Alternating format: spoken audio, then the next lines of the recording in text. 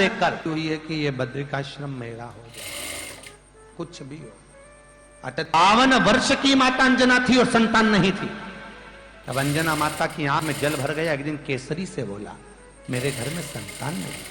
केसरी ने कहा, तेरे पिता इतने ज्ञानवान हैं, तू उनके पास जा। गौतम बाबा के पास में अंजना ने जाकर कहा, पिताजी मेरे घर में संतान नहीं। गौतम बाबा ने कहा, तू शंकर जी की आराधना कर। शंकर की जब अंजना माता ने सेवा करी, आराधना करी, पूजन करी, स्वयं भगवान शंकर ने पार्वती को भेज दिया, जरा पता करिए काय के लिए पूजन कर रही है। पार्वती ने पूछा, क्यों पूजन कर रही है? तो कहा, संतान के लिए। कैसी औलाद चाहिए? तो कि शंकर जैसी, शिव जैसी संतान। हाँ, शंकर भगवान के पास, पार्वती ने कहा, तुम्हारे जैसा पुत्र चाहिए। भगवान बोले, मेरा तेज पुंज माता अंजना के गर्भ से प्रकट नहीं हो सकता, धारण नहीं कर सकती। मेरे तेज पुंज को अंजना जन्म तो देगी, पर 6 टुकड़ों में जन्म देगी। इसलिए राम जी 4 भाई, हनुमान जी 6 भाई। हनुमान कितने भाई हैं? 6 भाई। अंजना माता के गर्भ से जब शंकर जी के ही तेज पुंज से पवन देवता ने जो तेज पुंज दिया था, उस तेज पुंज से जो हनुमान जी के माता अंजना के गर्भ से जो हनुमान जी प्रकट हुए थे, वो 6 भाई। पहले नंबर पर हनुमान, दूसरे गतिमान, केतुमान, रतिमान, मतिमान, प्रतिमान। ऐसे हनुमान जी महाराज 6 भाई हैं। कितने भाई हैं? 6। हनुमान उसमें सबसे बड़े हैं, उसके बाद में फिर गतिमान, फिर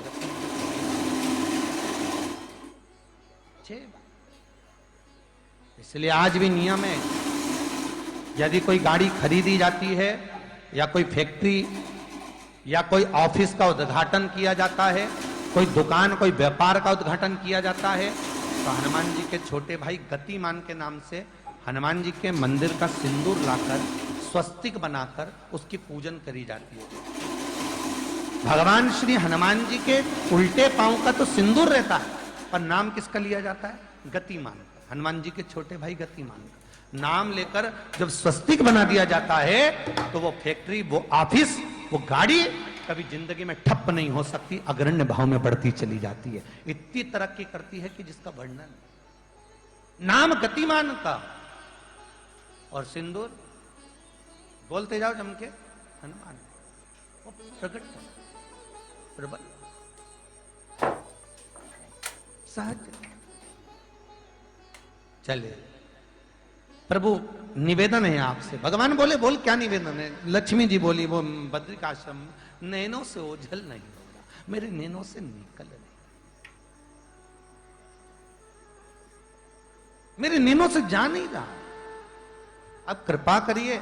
भगवान बोले, ठीक है लक्ष्मी, कुछ करता हूं। लक्ष्मी जी से कहकर भगवान गए और भगवान जाकर अलकनंदा नदी के किनारे पर मेरे भगवान छोटे से बच्चे का रूप रखकर मेरे भगवान रो रहे हैं। छोटे से बच्चे का रूप,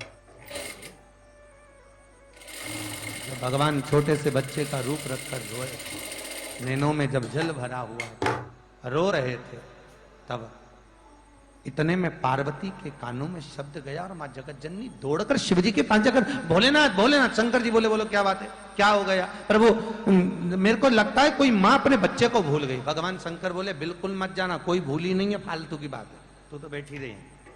जगदम्बा बोली, कैसे बात करते हो प्रभु, कोई मां अपने बच्चे को भूल कर चली गई? तुम तो भोले हो, भंडारी हो, त्रिकालदर्शी, कैलाशी, अविनाशी, शंभु हो, तुम तो इतने दयालु होकर तुम ऐसी कठोर बात कर रहे हो, ठंड में मर जाएगा बेचारा कोई बच्चा। शंकर भगवान बोले, पार्वती बिल्कुल मत जा। पार्वती बोली, मैं तो जाऊंगा। कभी कभी माता इतनी जिद्दी हो जाती है ना कि मैं तो बस ये रिटर्न बढ़ा, मत जा कहते हैं, पर नहीं।